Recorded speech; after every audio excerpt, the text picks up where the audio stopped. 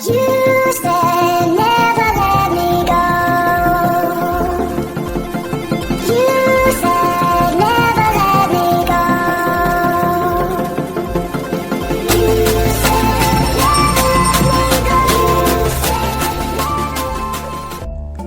পরের দিন সকালে ট্রেন থেকে বেরিয়ে ভুজবাসাতে আমরা দেখতে পেলাম এক অপরূপ দৃশ্য। চারিদিকে 180 ডিগ্রি অ্যাঙ্গেল করে পর্বত সিংহ দাঁড়িয়ে রয়েছে মাথা উঁচু করে, আর তার মাঝে মেঘের লুকোচুরি খেলা চলছে, যা দেখে আমরা মুগ্ধ হয়ে গেলাম। আজকে আমরা তপবনের উদ্দেশ্যে রওনা দেব, তাই সকাল সকাল বেরিয়ে পড়লাম ব্রেকফাস্ট সেরে। এরপর আমরা ট্রলিতে চড়ে ভাগীরথী নদীর এপার থেকে ওপারে যাব। আর এই ট্রলি কিন্তু চালানোর জন্য আলাদা করে কোনো লোক থাকে না, ট্যুরিস্টদেরকেই নিজেদেরকে এদিক থেকে ওদিকে নিয়ে যেতে হয়। কিছু লোক এদিকে চড়ে ওদিকে যাবেন, আবার ওরাই ওদিকে গিয়ে ট্রলি টানবেন। তারপর আরও কিছু লোক ওপারে গেলে তারপরে তারা রওনা দেবেন। এটাই হচ্ছে এখানের নিয়ম।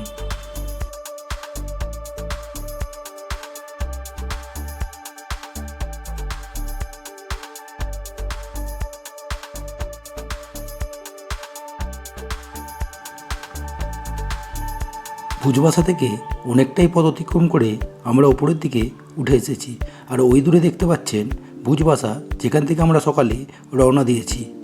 আর এদিকে দেখতে পাচ্ছেন ভাগীরথী 1, 2, 3, আর ঠিক ওর নিচেই সামনে গোমুখ।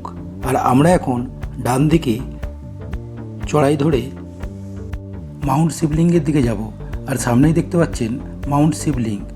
আর এখানে কিন্তু যাওয়ার জন্য কোনো রাস্তা নেই, দেখতেই পাচ্ছেন বড় বড় বোল্ডারের উপর দিয়ে আমাদেরকে যেতে হচ্ছে, যেখানে রাস্তা বলে কিছু নেই।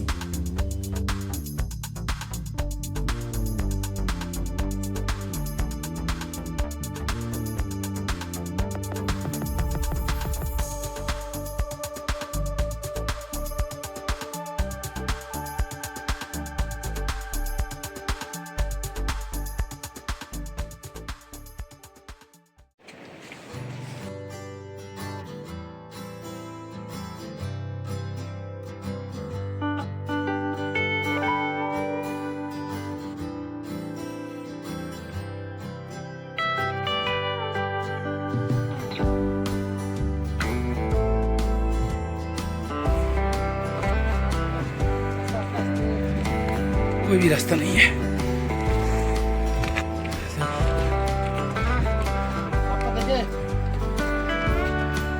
ऐसे ही जाना पड़ेगा। हर हर महादेव। ऐसे ही जाना पड़ रहा है, कोई रास्ता नहीं है। हर हर महादेव।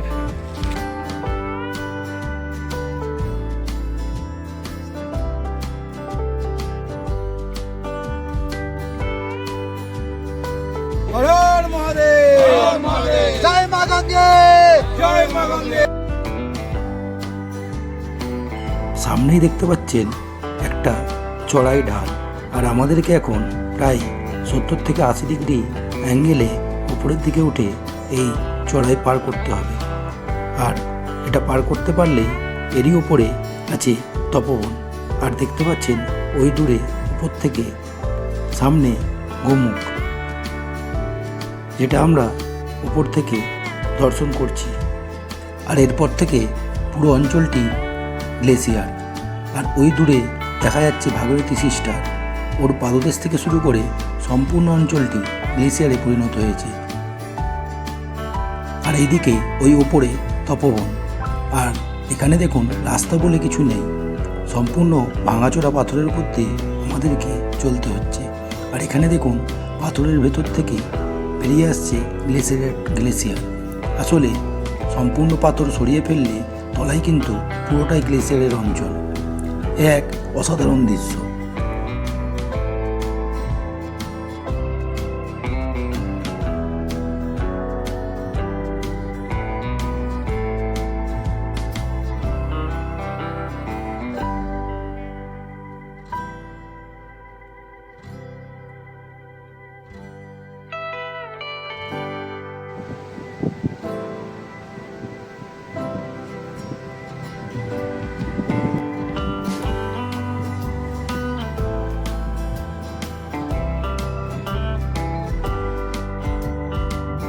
আমরা এখন এসে গেছি সেকেন্ড ঝোড়ার কাছে।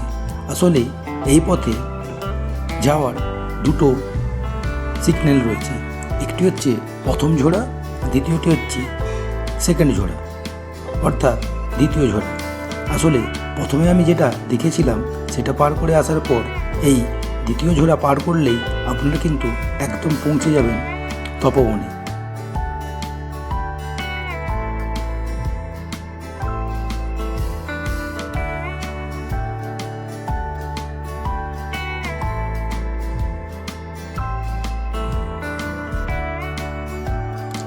অবশেষে প্রায় দুপুর 2টো নাগাদ আমরা পৌঁছলাম তপবনে, যেটা ভুজবাসা থেকে প্রায় 8 কিলোমিটার পথ। তবে এই পথে টাইম লাগে এই জন্যই কারণ পথ সম্পূর্ণ চড়াই। আর ওই দূরে দেখুন দেখা যাচ্ছে গোমুখ, যেটা আমরা ওপর থেকে দেখছি। আর এদিকে দেখুন বয়ে চলেছে আকাশগঙ্গার গতি।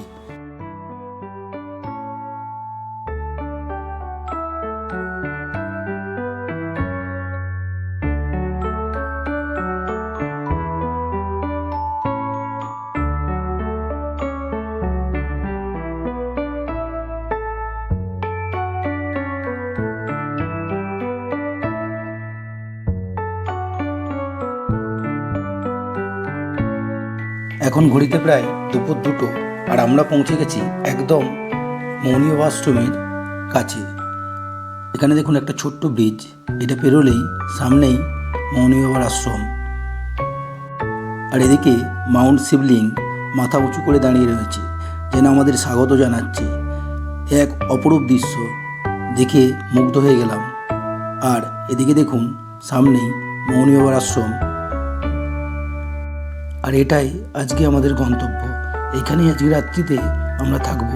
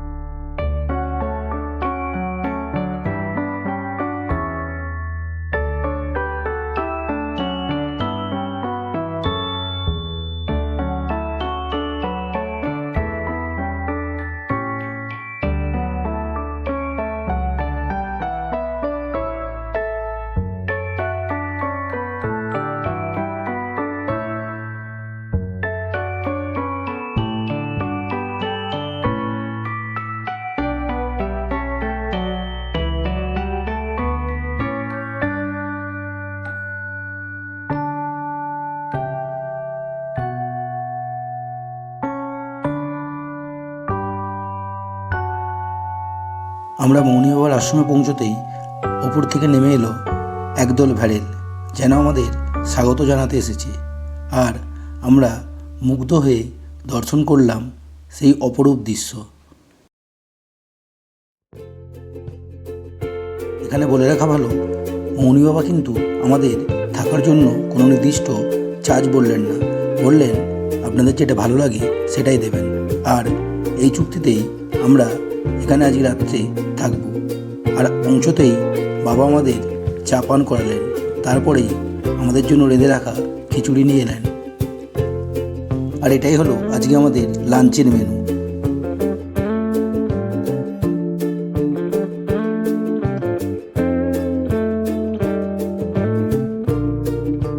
একদিকে মাউন্ট ভাগীরথী সিস্টার, আর একদিকে মাউন্ট শিবলিং, যেন আমরা এদের কোলে বসে লাঞ্চ করলাম আর দর্শন করলাম তপবনের অসাধারণ সুন্দর সেই দৃশ্য।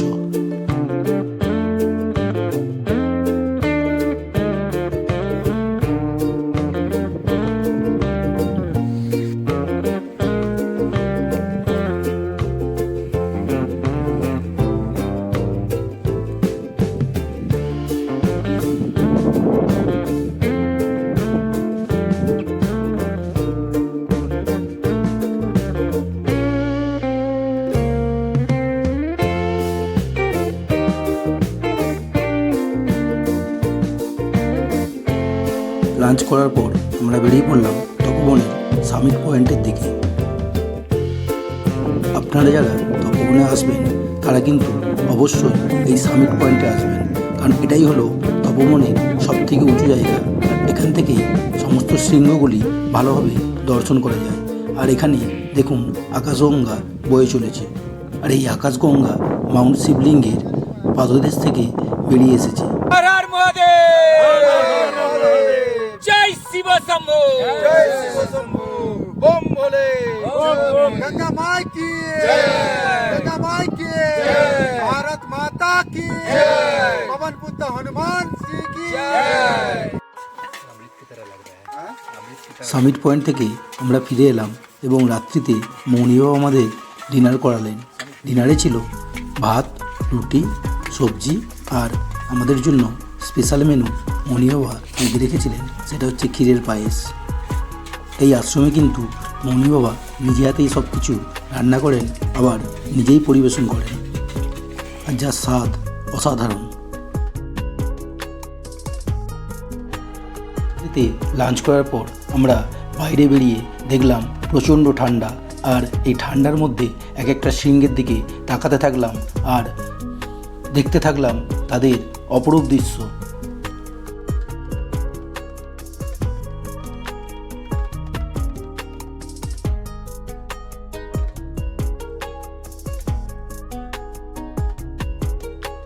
পরদিন সকাল হতেই আমরা বেরিয়ে পড়লাম, এবার আমাদের ফেরার পালা।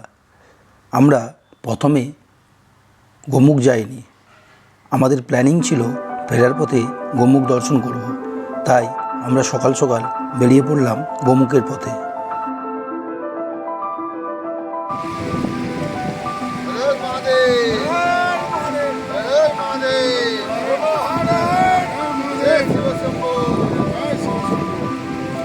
রাত্রিতে প্রচণ্ড ঠান্ডা ছিল, তাই হালকা বরফও পড়েছে, তাই ফেরার পথে আমরা যখন সেকেন্ডঝরা পেরোলাম তখন প্রচণ্ড স্লিপ করছিল, যার জন্য গাইডরা আমাদেরকে হেল্প করে আস্তে আস্তে পার করে।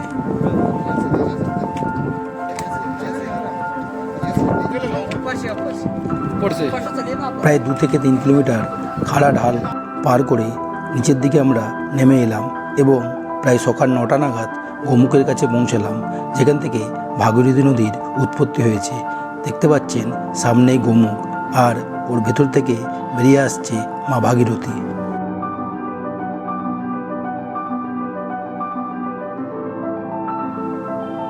এদিকে দেখতে পাচ্ছেন ওই দূরে মাউন্ট শিবলিঙ্গ। সকালবেলা আমরা যেখানে ছিলাম ওখান থেকে আমরা সমস্ত ঢাল পার করে নিচে নেমে এসেছি, আর এই অঞ্চলটি সম্পূর্ণ গ্লেসিয়ার, তাই আমরা সোজা না এসে ওদিক দিয়ে ঘুরপথে নিচে নেমে এসেছি।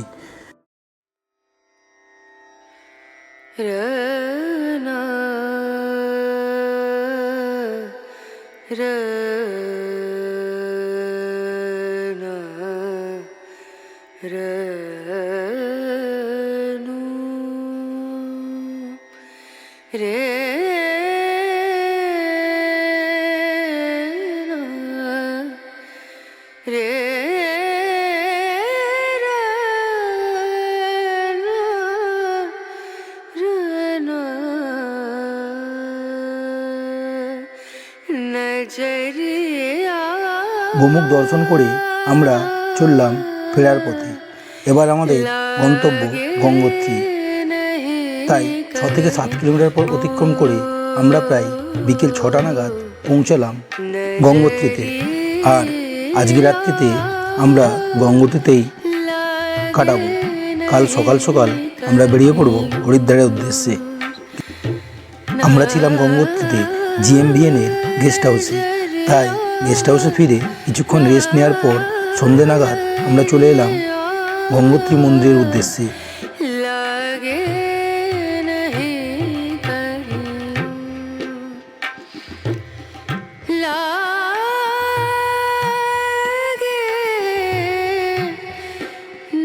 গঙ্গোত্রীতে থাকার সবথেকে বেটার অপশন হলো GMBN-এর গেস্ট হাউস।